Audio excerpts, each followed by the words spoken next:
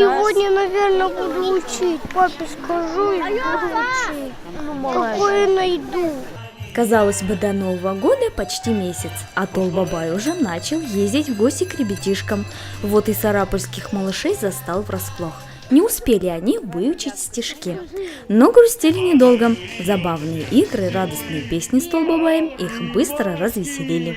Еще быстрее! Точно! Все за мной повторяйте, улыбайтесь, не скучайте, поднимаем руки вверх, хлопьте громче, громче всех. Толбабая и его сказочных помощников в Сарапул пригласили сотрудники Музея истории и культуры Среднего Прикамья. Они даже открыли специальную выставку.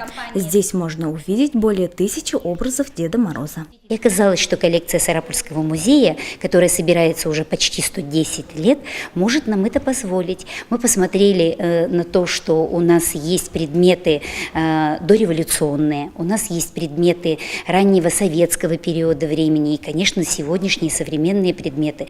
Гостей из Шаркана ждал еще один подарок. Юные журналисты и школьники подготовили для них много вопросов.